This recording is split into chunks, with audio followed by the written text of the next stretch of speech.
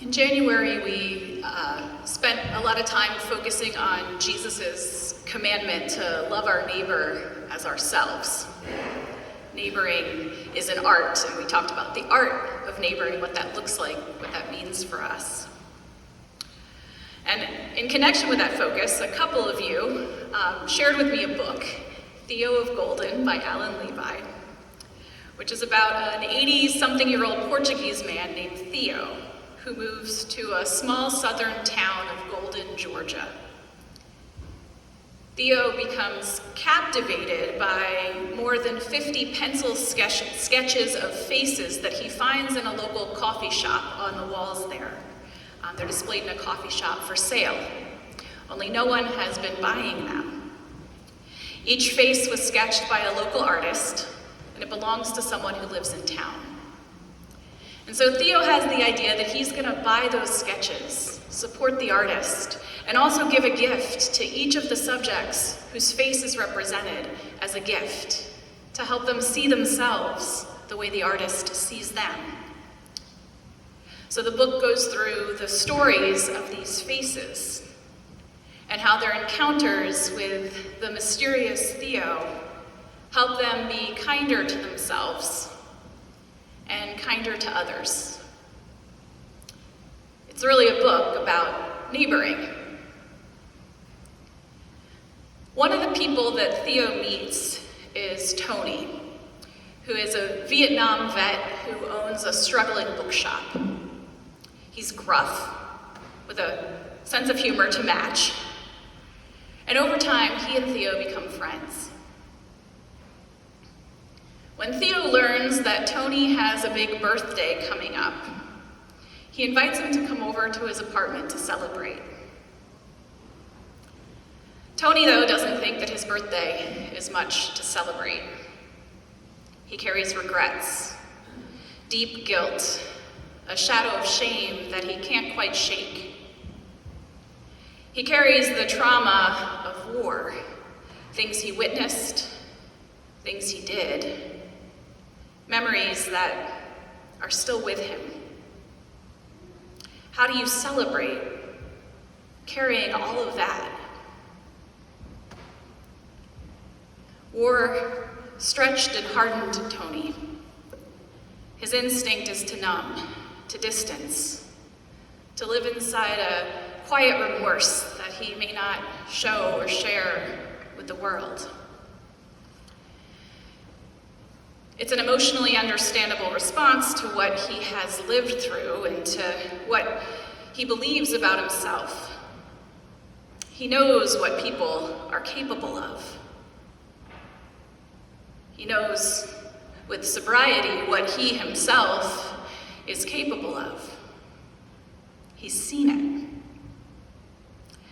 And when that becomes the defining thing about the story that you tell yourself, celebration can feel a little dishonest, like something unjustified, undeserved.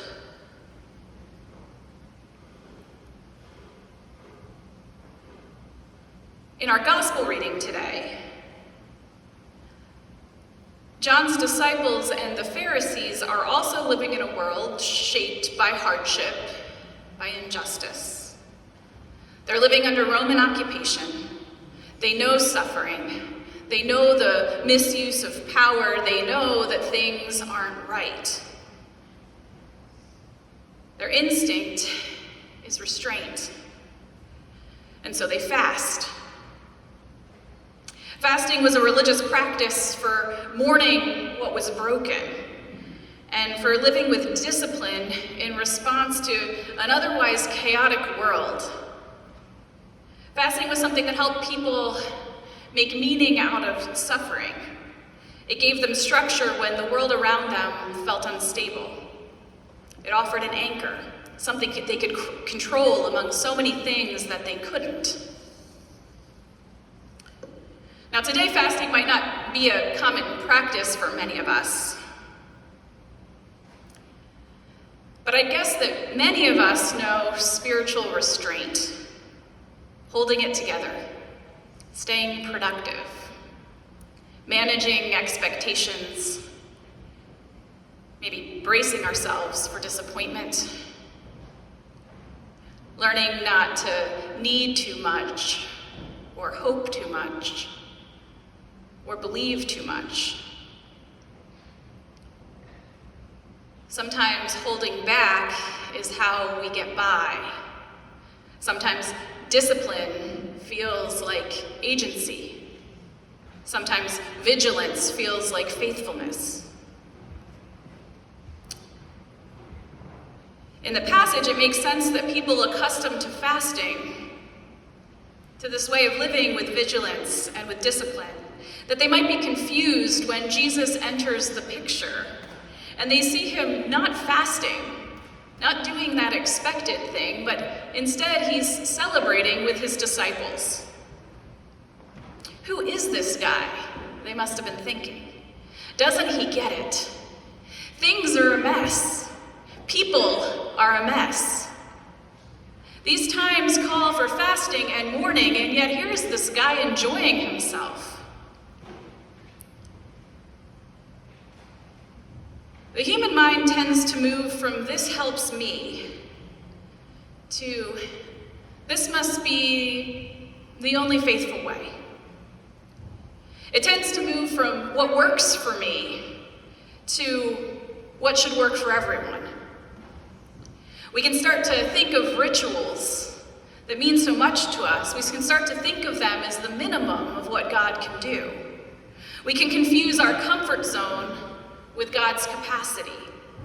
We can get so fluent in holding back and getting by that joy looks reckless and delight feels suspicious. And so Jesus answers John's disciples and the Pharisees with an image.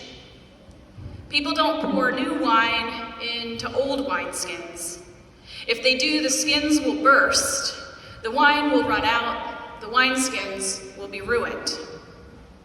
No, they pour new wine into new wineskins, and that way both are preserved. This response has always puzzled me. What is this image saying into the concern that they were presenting, or the question that they were presenting about fasting and celebrating? Wine in Jesus' time was stored in animal skins. And as wine ferments, it expands, so new skins could stretch. Old ones had already stored wine that had fermented, and so they were already stretched to their limit. And if you poured new wine that hadn't yet fermented much into an old wineskin, it would keep expanding and the skin could burst. So new wine needed a new skin that could expand and stretch as the wine fermented. In Jesus' metaphor, the tension, the trouble, it isn't the wine itself, it's the container.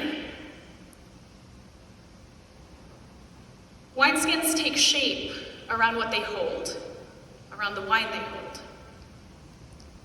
Our spiritual wineskins take shape around what we have had to carry.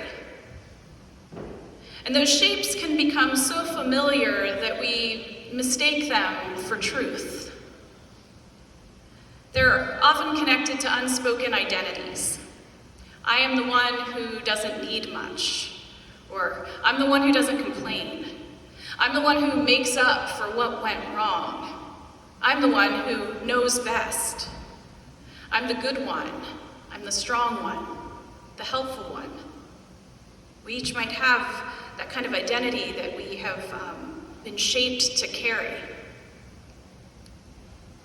These identities can be faithful. They can also become rigid. They can protect us. They also can limit what we can receive, what we can let in. I don't think Jesus is rejecting fasting itself as a practice in this passage, but I do think he's saying that something new is happening, that the old framework can't hold it. His challenge to us is whether our hearts can stretch with the reality that God is doing something new. Jesus says his disciples are celebrating because they're with them, with him. Yes, the world is broken. Yes, there are times to mourn, but right now, Jesus says, God's presence is among them, healing and teaching, forming community, and offering needed hope.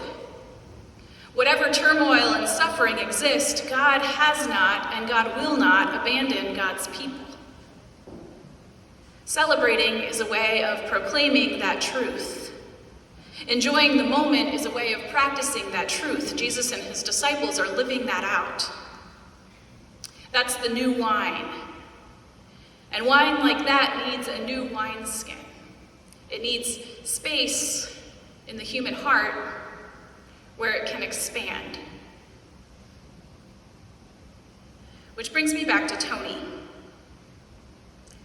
War had stretched his heart, pressurized it with guilt, hardened it with distance from himself. His inclination is to restrain, to numb, to pull back inside his remorse. But Theo invites him to release that inclination, even if for an evening.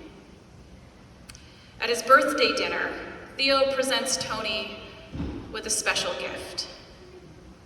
It's a vintage bottle of Portuguese wine, whose grapes were harvested the same year that Tony was born, in the tiny town where Theo grew up. A sign of human connection and of human possibility. Space must have opened in Tony's heart at this gift. Tony's been a man too cynical about people, including himself, to think much of religion. But when he receives that wine, he's moved enough to tell Theo a story.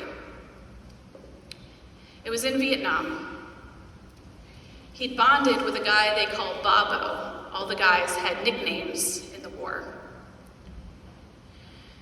And on a particularly deadly day, Tony and Babo ended up stuck in a foxhole together. Babo had this little Bible that he would carry around with him, one of those little ones that has like the New Testament and Psalms in it. And that night, Babo somehow also had a tiny bottle filled with some wine that he managed to get somehow. In the foxhole, Babo decided to have communion with just his Bible and that wine. And he offered some to Tony. This is the blood of Christ, shed for you. Tony accepted. The next day, Babo was killed. And Tony hadn't had communion since. But now, receiving this extravagant gift of vintage wine from the year he was born, Tony feels stunned. He feels seen. Even he feels hopeful in a way that he hasn't felt in years. Maybe like that hardened wineskin of cynicism and guilt and pain didn't have to be the only one. Maybe like he could try out a new wineskin with a little room for connection, for forgiveness, even for joy, to expand and to ferment inside of it.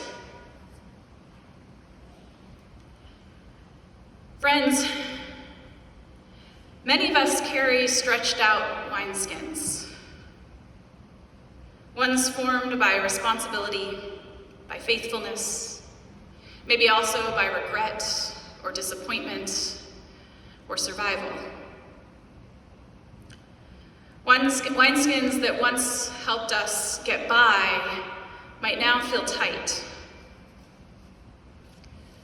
But Jesus offers new wine. Jesus offers wine of presence, connection, delight. And that wine needs space to expand within us. Sometimes a new wineskin looks like loosening our grip on self-judgment. Sometimes it looks like allowing ourselves to trust when trusting hasn't always been what we could do. Sometimes it looks like receiving care instead of deflecting it. Sometimes it looks like celebrating even when everything is not resolved. Sometimes it looks like choosing to believe that goodness extends more widely than we imagined. And wineskins are not only personal. Communities have them too. Ways of defining faithfulness. Ways of protecting what has given meaning. Ways of protecting against disappointment and loss. But God is doing something new. God's new thing often asks us to stretch as part of making room for people we didn't expect, of making room for hope alongside fear and uncertainty, making room for celebration alongside messiness and imperfection. We know these other things are real, and yet God's new thing makes room alongside them for God's presence, God's connection, God's joy. So as we come to the table today to receive the bread of life and the cup of salvation, know that Jesus doesn't wait for perfect containers, for self-contained, held-together containers. But he offers grace that expands our limited stories, joy that stretches our understanding of God, a meal that makes space for each of us as we are with whatever things we carry. As you prepare to receive the bread and the cup today, I wonder, where might God be inviting your heart to stretch? What old container has kept you safe, but can no longer hold the life being offered, the life Jesus offers? What would it mean to receive the new wine of Christ, not in some distant day, not when things are better or when you feel better, but right here, right now, in the middle of your life as it is, in the middle of the things you carry now as they are? What would it mean to receive that new wine, to let it in? Amen.